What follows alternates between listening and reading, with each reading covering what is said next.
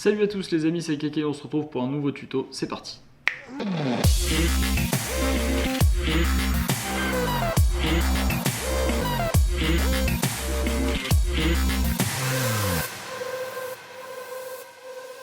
Alors, aujourd'hui, on va parler pêche de la perche, parce que vous êtes énormément à nous suivre et à pêcher la perche, donc on va parler des 5 meilleurs leurres pour pêcher la perche de la gamme de la Lande. Top chrono, c'est parti.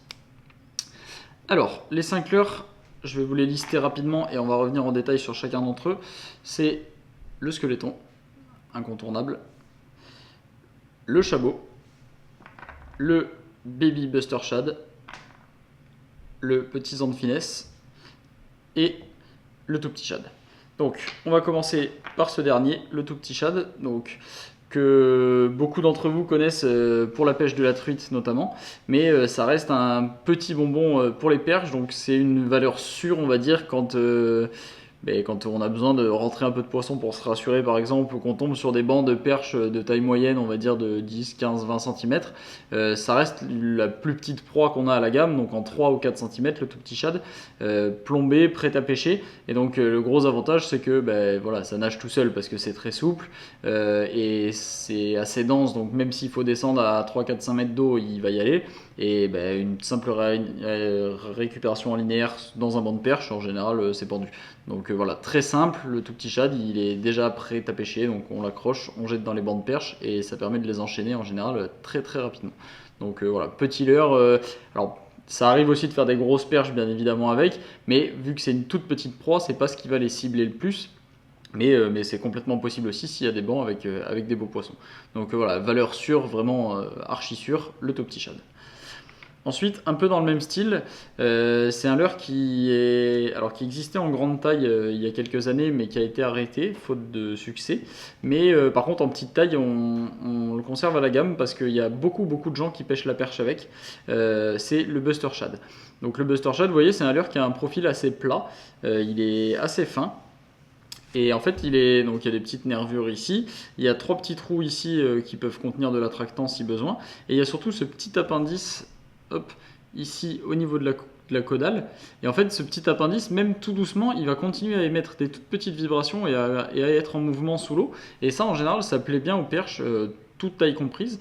Donc voilà, le Baby Buster Shad, ça existe en 5 et 7 cm. Et c'est vrai que ça fait partie des leurres à perche vraiment incontournables qu'il faut avoir dans sa boîte. Ça peut être monté en drop shot assez facilement, ça peut être monté sur une tête ronde classique, une tête à palette, voilà. C'est assez polyvalent et c'est un petit leurre, un vrai petit bonbon à perche en 5 ou en 7 cm pour chercher les perches un poil plus grosses. Ensuite, on va changer de type de leurre et on va parler du zan de finesse. Donc le zan de finesse, donc, comme son nom l'indique, c'est un petit finesse donc avec une queue en V. Et notamment dans cette taille là, donc le petit, le 8 cm, c'est un très bon leurre à perche. Alors pour moi il y a 2 solutions vraiment ultra efficaces pour la perche avec ce leurre, c'est le drop shot.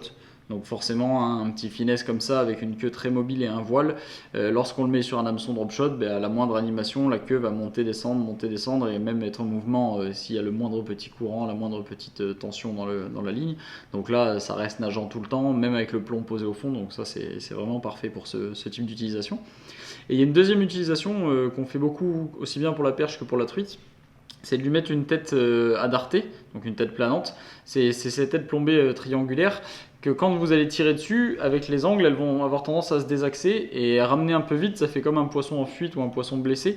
Et ça déclenche vraiment bien l'agressivité des perches. Et donc ça c'est vraiment pour moi aussi un leurre à avoir et c'est complémentaire d'un shad dans le sens où ça émet pas les mêmes vibrations parce qu'il n'y a pas de paddle derrière à proprement parler, il y a cette queue en V très mobile. Donc troisième leurre à avoir, le petit zan de finesse. Ensuite, on passe au chabot.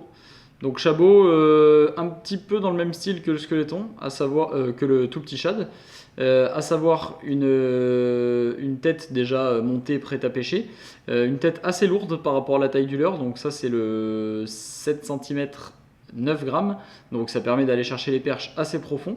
Et en fait, avec son profil assez rond, ovale ici et sa face un petit peu plate dessous, c'est un leurre qui va très bien tenir le fond. Donc il a été développé pour ça, d'où son nom de chabot. Donc le chabot, s'il y en a qui ne le savent pas, c'est un petit poisson, une petite proie qu'on retrouve dans pas mal de rivières qui a tendance à vivre sur le fond.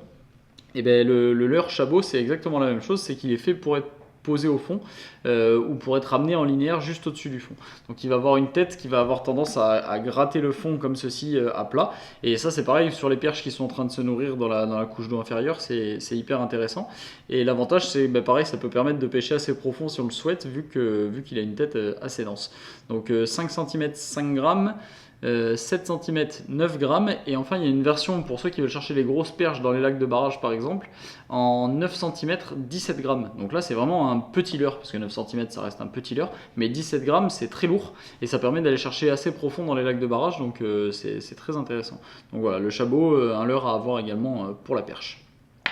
Et enfin le dernier et l'ultime, le squeletton. Donc voilà, le squeletton 5, je pense que tous les pêcheurs de perches connaissent ce leurre en 5 ou en 8 éventuellement, qui n'est pas trop gros pour les belles perches. C'est un leurre voilà, avec un corps annelé, très souple du coup, puisque la section entre les annelures est très fine, donc ça lui permet d'être très mobile. Un leurre qui a quand même un gros paddle. Ses petits yeux globuleux à l'avant et voilà, qu'il soit monté sur une tête ronde ou en drop shot ou lui aussi sur une tête à palette, c'est un leurre qui est très efficace sur la perche. Tout le monde prend des perches avec un squeletton, il n'y a vraiment aucun problème là-dessus. Ça arrive même de se faire croquer les yeux, donc ça a l'air de les rendre assez folles ces gros yeux globuleux. Donc de ce côté là c'est assez intéressant, ça permet même de cibler les attaques vers l'avant et donc vers l'hameçon. Juste petit conseil, pour les perches notamment, l'idéal c'est de sortir l'hameçon soit entre la deuxième et la troisième rainure, soit même sur celle d'avant. Donc vraiment ici, voilà, pas plus loin, très court, et ça lui laisse énormément de mobilité. Et vu que ça reste une petite proie, bon, à part sur les toutes petites perches, mais sinon sur une perche correcte à partir de 25, elle va venir le gober sans problème. Donc voilà, le petit squeletton c'est le 5e leurre vraiment indispensable pour la pêche de la perche. Voilà les amis, j'espère que cette petite vidéo vous a plu et vous aura aidé à sélectionner vos leurres pour la pêche de la perche. Et je vous dis à la semaine prochaine pour un nouveau tuto. Allez, ciao ciao.